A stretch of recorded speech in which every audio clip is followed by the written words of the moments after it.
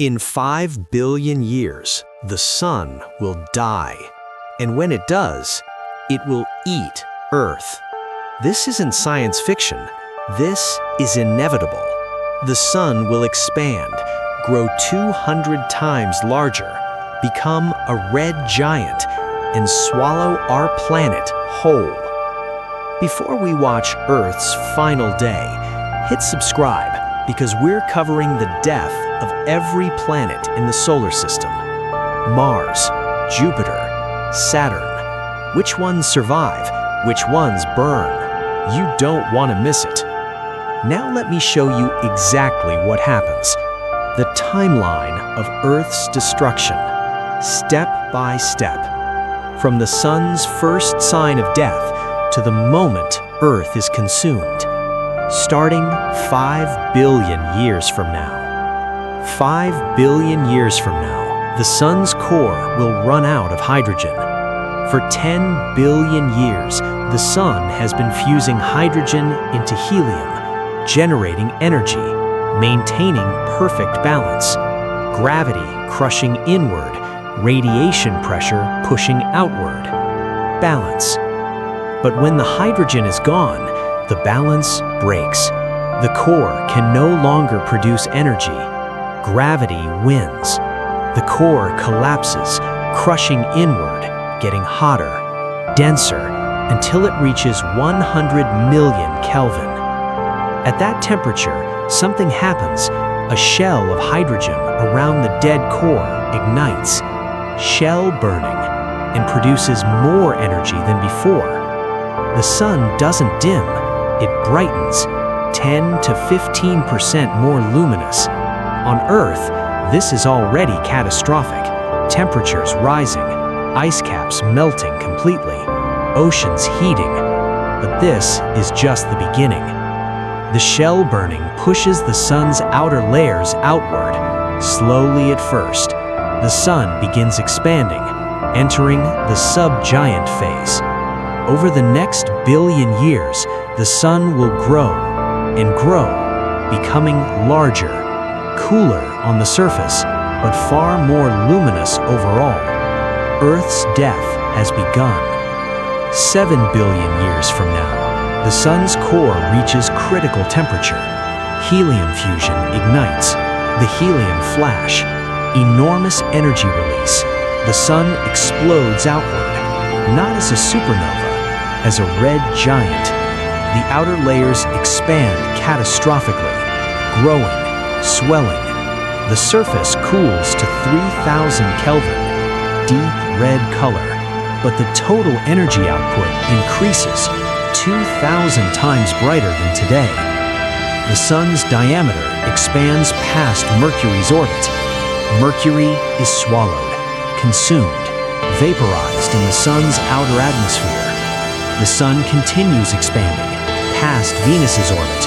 Venus is swallowed, atmosphere stripped, surface melting, planets spiraling inward into the sun, gone.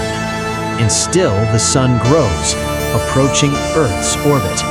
The red giant is now 200 times its original size. If you could stand on Earth and look up, the sun would fill the entire sky, horizon to horizon, a vast red inferno. Day and night meaningless. Everywhere you look, the sun.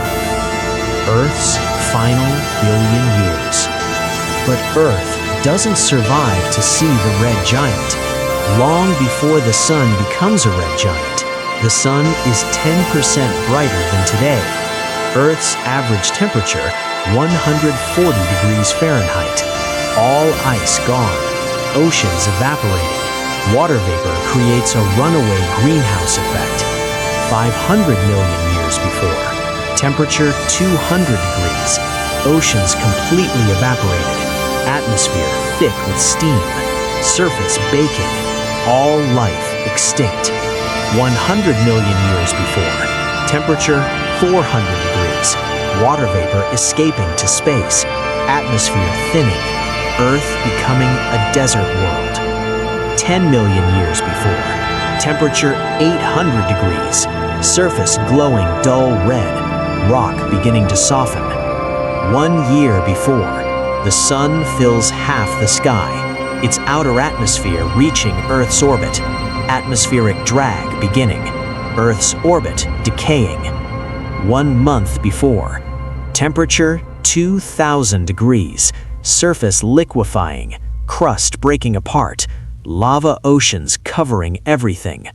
1 day before, the sun's photosphere touching Earth's atmosphere, atmospheric stripping, gases blown away. The final hour. Hour 0. Earth enters the sun's outer atmosphere. Minute 1. Earth's remaining atmosphere stripped completely, blown away by solar wind. Exposed surface. Minute 10. Surface temperature exceeds the melting point of all rock, entire planet becoming molten, lava ocean covering everything. Hour 1. Tidal forces from the sun's massive gravity well, Earth beginning to deform, stretching.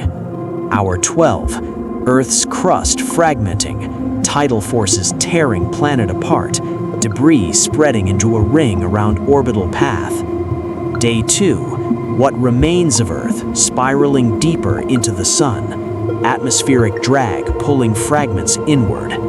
Week 1. All fragments have fallen into the sun's interior, vaporized. Earth is gone, completely.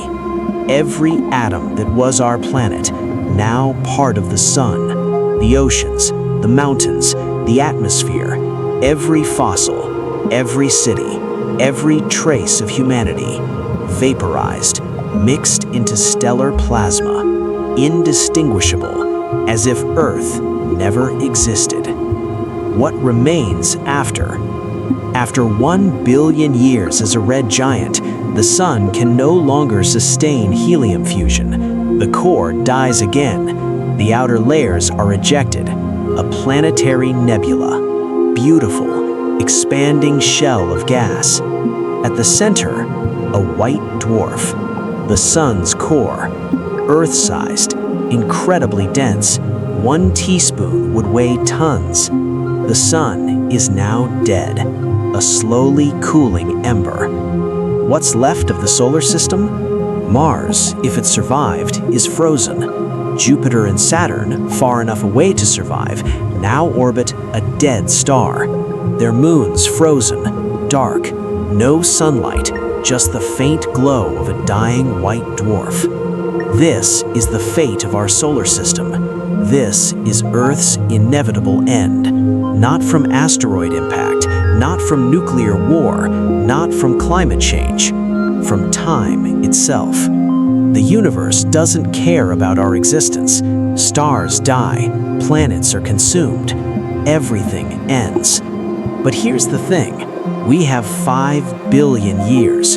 5 billion years to leave, to colonize other stars, to ensure humanity survives beyond Earth. The sun's death is predictable. We have warning. The only question is, will we use it? If you want to follow what happens to the rest of the solar system, Mars, Jupiter, Saturn, and beyond, subscribe, because Earth's death is just the first chapter.